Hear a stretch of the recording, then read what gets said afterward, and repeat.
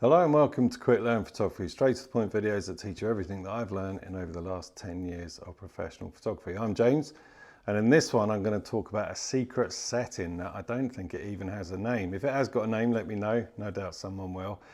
But this can really help with your photography, especially capturing things quickly, documenting things, whatever it is, say sports, holiday, anything where you want to capture things quickly, and this can really help. It's a secret setting, okay, that I've used for years and years, and I'm going to show you in a minute and demonstrate on the menus how to set it up. So hopefully you've seen my video on aperture priority, which I'm going to link there.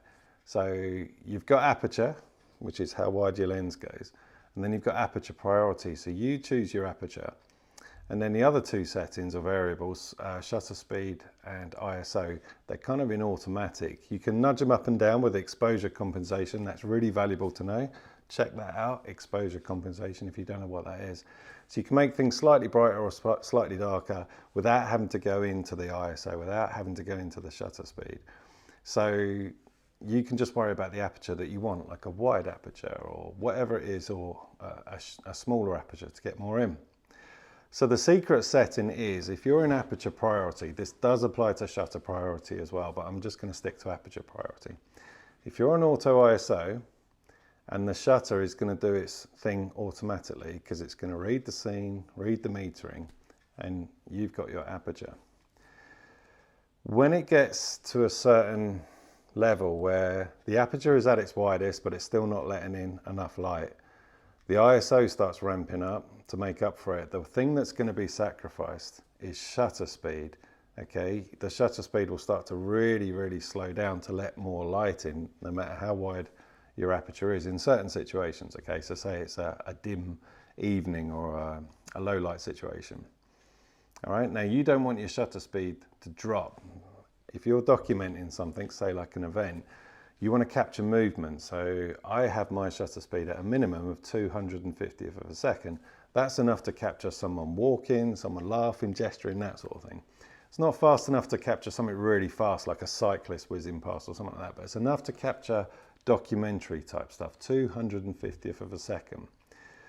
So in aperture priority, if it starts getting too dark, that will drop massively, because what the camera will do is it doesn't want to start hoiking up the ISO, because it can start to degrade your image a little bit. More noise, that sort of digital grain can start appearing, and it can deteriorate the image more and more.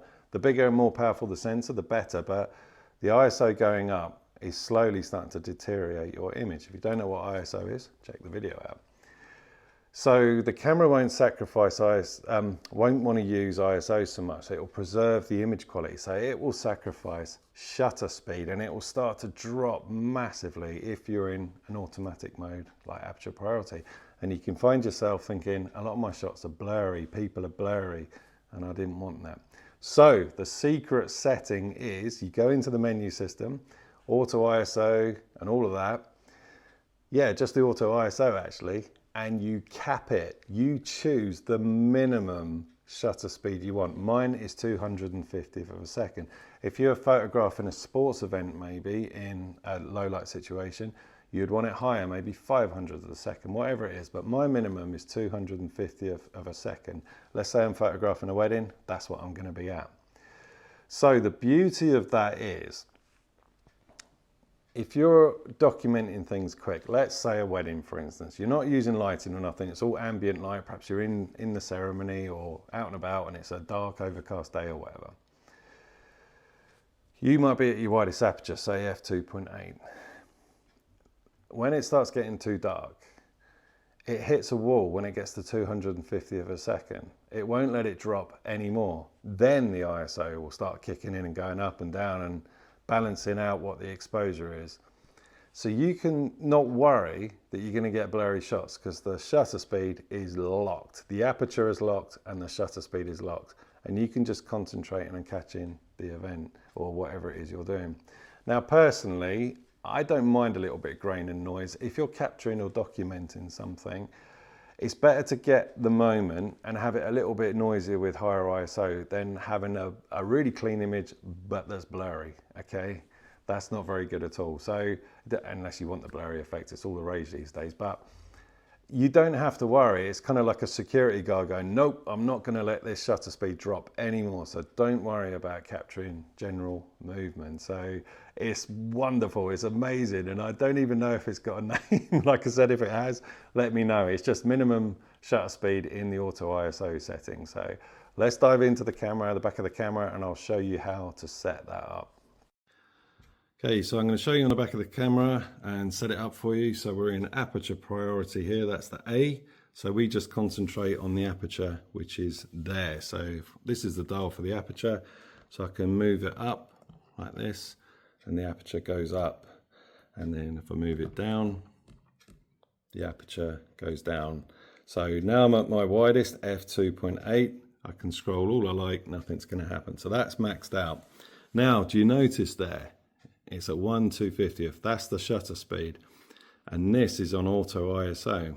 So if I press it and it'll show the ISO, it's at 1000 at what we're looking at, okay? If I move it around a bit, the ISO might change a little bit. So let's go up to there. It's not changing at all. Oh yeah, it's dropping a bit there, 640th. What we'll do instead actually, let's change the aperture up, so it's letting in less light now, f3.5. The ISO's gone up to 1250. Let's go to 5.6.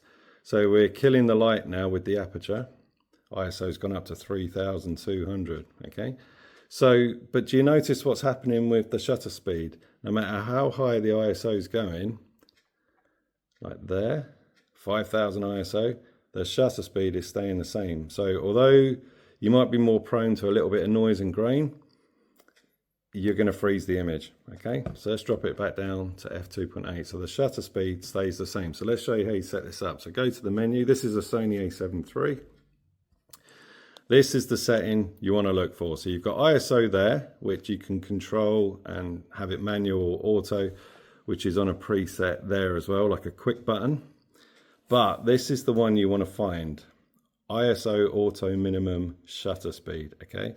So whatever your camera is, on the Nikons it's called something similar anyway, you've got to find this. So let's press that. I've got it set to 1/250th, but now you can adjust it. So you can have it lower to let more light in, or you can have it faster, say like this, 500th of a second, which might be good for like fast moving subjects in low light situation, or 1000. But you're going to have to watch your ISO as well. So I've got it to 250th of a second. Brilliant. Okay. And one more thing, you can cap it. So ISO, I've got it capped at 12,800 ISO. So you can change that as well. So when it gets to 12,800 ISO, the shutter speed will start to drop, but it's pretty rare situation now. So let's see what this does now. So we're set at 250th of a second. Now it's not just good for low light situations. So can you see the shutter speed is not changing at all, regardless of what I do to the aperture, and the ISO is bouncing up.